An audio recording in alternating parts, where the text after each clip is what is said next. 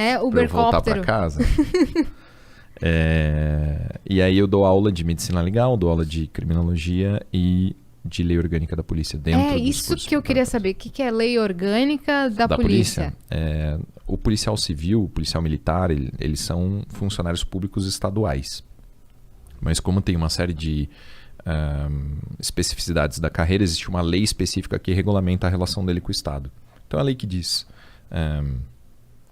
quando que eu pratico uma infração administrativa, quais são as vantagens do cargo, quais são os direitos e deveres, progressão na carreira. É chato pra caralho. Entendi. É bem mais... É chato. Legal é medicina legal. Lei orgânica é chato. Mas tem que Medicina estudar. legal? Medicina legal, é divertido. Isso é de investigação? Tá dentro da investigação. Eu trabalhei 5 anos no departamento de homicídios, trabalhei com local de crime e... Então, assim, uma pessoa foi morta, você chega lá e você precisa analisar o local, descobrir o que aconteceu, qual foi a arma que foi utilizada, quais são as lesões que aquela pessoa sofreu, né? Então a gente estuda tudo isso dentro de medicina legal. Toxicologia, traumatologia, asfixiologia, sexologia, tudo dentro da medicina legal. Entendi. É um misto de investigação com medicina, com direito. Ô, louco. Então, dá um exemplo. Por exemplo, rolou um crime, sei lá. Vou te dar vou dar um caso. Me dá um caso. Um caso legal. Então imagina que você chega num local de homicídio e você vê a vítima é um homem, ele tem uma corda em volta do pescoço e ele está preso no registro do banheiro. Sabe o registro do banheiro? Aquele negócio que fica lá em cima, né? Aquela que você fecha e tal. Então, aquilo normalmente é uma estrutura bem forte, às vezes as pessoas usam para se matar. Coloca lá a cordinha e tal e ele está lá naquela posição. Aí você chega lá e você começa a ler o corpo. Né, entender quais são os sinais que estão, né, os sinais característicos de asfixia e tal, e você percebe que não está batendo muito certo. Porque, por exemplo, os livores cadavéricos, né, hoje, você, a Cris, a gente tem mais ou menos 6 litros de sangue circulando no corpo. Tá? E tem uma bomba, que é o coração, que está bombando esse sangue. Quando a gente morre, o coração para de bater. Então o sangue ele funciona, né, ele vai parar de circular por força da bomba, ele vai se depositar. Quando ele se deposita, ele forma essas manchas. E essas manchas têm uma relação com a forma como o corpo está. Então, a gente chega no local e a gente vê que as manchas, né, as hipóstases, não são compatíveis com a posição do cadáver. E aí você começa a entender, bom, então esse cara aqui, na verdade, ele estava caído no chão, né? Alguém pegou ele, pendurou e falou que foi um suicídio. Exato. Só pela mancha do corpo.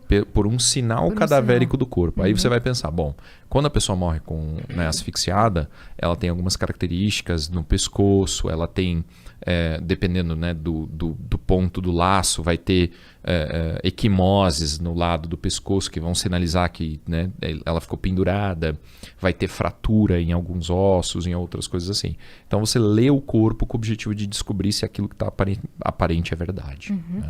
Por exemplo, aquele caso da menina da Nardoni, né?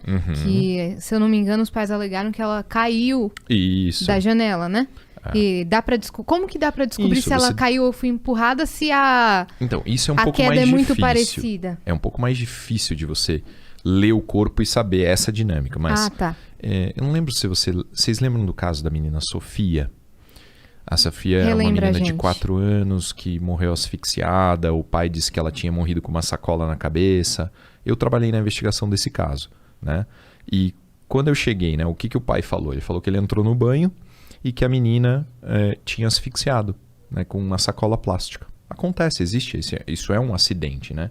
Aqui a gente da não criança tem nenhuma, brincar, né? A gente não tem nenhuma sacola plástica na mão, mas a sacola do supermercado ela é muito fininha e ela forma uma válvula na boca da criança, né? Quando ela expira, o ar sai e quando ela inspira, faz um decréscimo de pressão e o saco plástico vem em direção à boca e faz essa válvula e impede a respiração. Quando a gente chegou, eu cheguei no local de homicídio, né? O crime tinha, né? O fato tinha acabado de acontecer. A primeira coisa que eu fiz foi, né, pedir para o perito medir o saco plástico, medir a circunferência da cabeça. Já quando eu peguei no plástico, eu já senti que ele era muito grosso, que não era compatível com a função da válvula. A gente já começa a trabalhar esse caso, a gente levou eles para a delegacia, ouviu todo mundo, acompanhei a necrópsia, depois a gente...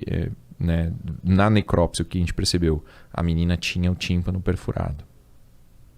Então, perfuração de tímpano não tem nenhuma relação com asfixia no saco plástico. Né? Então, o que a gente descobriu?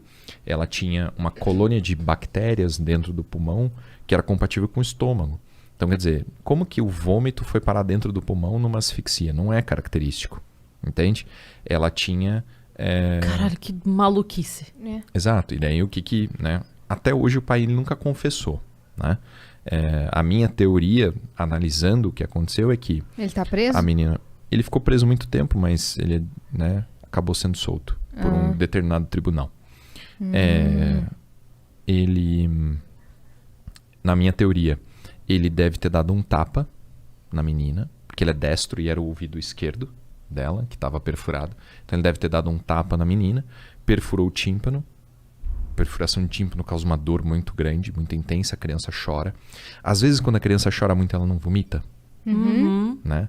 Ela, então, chorou, vomitou. Ele deve ter tentado tampar a boca dela, por causa do choro, a intensidade e tal, no desespero. Ela acabou aspirando vômito, acabou sufocando, morreu asfixiada. Né? Aí ele deu um banho na menina, ele lavou ela, ele estancou o sangramento do ouvido com um pedaço de papel higiênico e colocou o saco plástico na cabeça e forjou essa história. Então, a importância da medicina legal é essa. É analisar a narrativa, analisar a vida real e ver se as coisas batem. Se não bater, algo está errado. A gente prendeu ele no dia do funeral da menina. No funeral da menina, a gente saiu com ele preso. Né? Ficou preso... Mas como vocês puderam prendê-lo?